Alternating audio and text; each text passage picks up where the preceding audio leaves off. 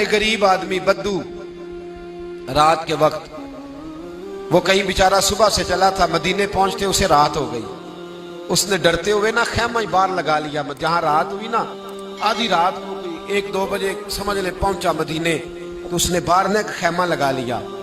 بیوی اس کی امید سے تھی، بچے کی ولادت کا وقت قریب آ گیا، بیمار ہو گئی. اس نے خیمہ لگایا، بیوی اندر ہے. حضرت عمر فاروق گشت پہ تھے رات کو، ساتھ ایک غلام تھا.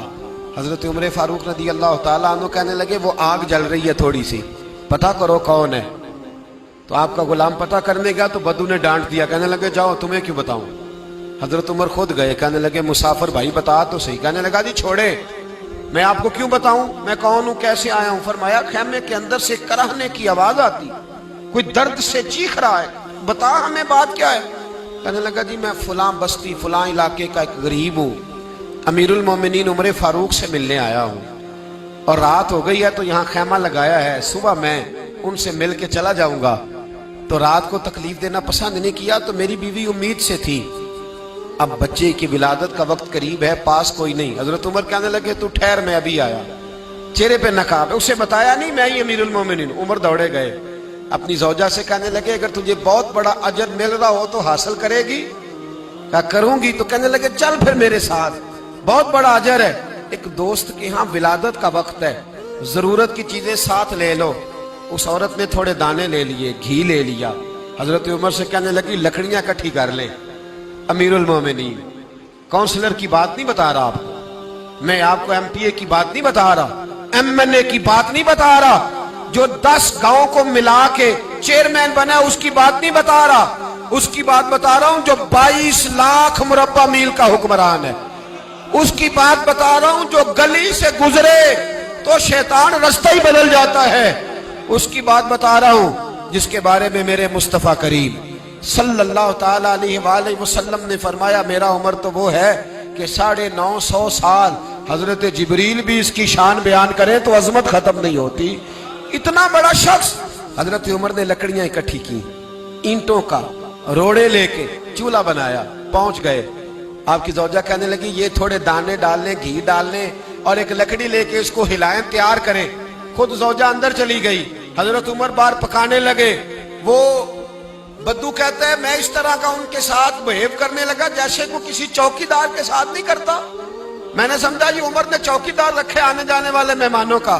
میں کبھی پانی کا پیالہ مانگتا، کبھی کوئی بات، عمر دوڑے جاتے، کبھی پانی لاتے. او مسلمانوں، او میرے رسول کے غلام عزیزو، حضرت عمر فاروق وہ غلام کہتا ہے میں عمر سے کہتا، میں کہتا غلام پانی لا تو عمر دوڑ کے پانی لاتے. میں کہتا تجھے گھی پکانا بھی آتا ہے، پہلے بھی کبھی پکایا ہے؟ تو عمر فرماتے کوشش تو کر رہا ہوں. میں کہتا پہلے بھی کبھی تیری بیوی نے یہ کام کیا ہے؟ تو حضرت عمر کہنے لگے مجھے یاد نہیں، پوچھ کے بتاؤں گا. کہتے ہیں کیا رنگ تھا، کیا انداز تھا، کیا مصطفیٰ کی تربیت تھی، کیا انداز حضور نے سکھائے غلاموں کو. یہ کس طرح کا امیر ہے کہ یہ ہنڈیا پکا رہا ہے، پھونکے مار رہا ہے ایک غریب کے لیے، دیہاتی کے لیے جسے جانتے بھی نہیں. اندر اس شخص کی بیوی کے ہاں بیٹا پیدا ہوا تو حضرت عمر کی بیوی اندر سے بول کے کہنے لگی امیر المومنین مبارک ہو، آپ کے دوست کے ہاں بیٹا پیدا ہوا ہے. جب کہا نا امیر المومنین مبارک ہو تو وہ شخص کہتا ہے میرے ہاتھ کانپنے لگے اور میں اس طرح دوڑا کہ میری پگڑی گر گئی. میں دوڑا تو عمر نے بلایا، کہا کدھر جاتے ہو؟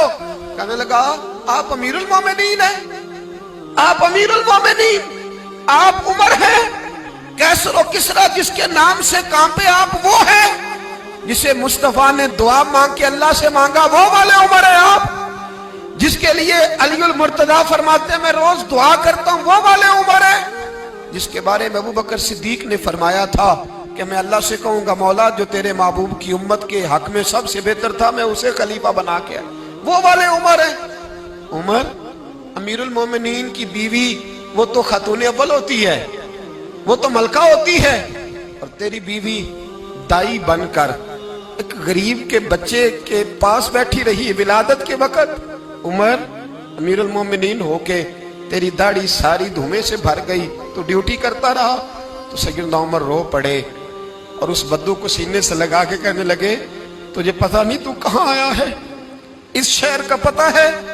اس نے کہا حضور کہاں ہے؟ فرمایا یہ میرے نبی کا مدینہ ہے، یہ مصطفیٰ کا مدینہ ہے، یہاں امیروں کا استقبال نہیں ہوتا، یہاں غریبوں کے استقبال ہوتے۔ یہاں حضور نے اس اسٹیٹ پہ میرے رسول پاک نے وہ والا رنگ دیا ہے کہ اب غریب سر اٹھا کے جینے لگے ہیں، اب مزدوروں کو عزتیں ملنے لگی ہیں، اب یتیموں نے سر اٹھا لیا ہے کہ ہمارا کوئی سننے والا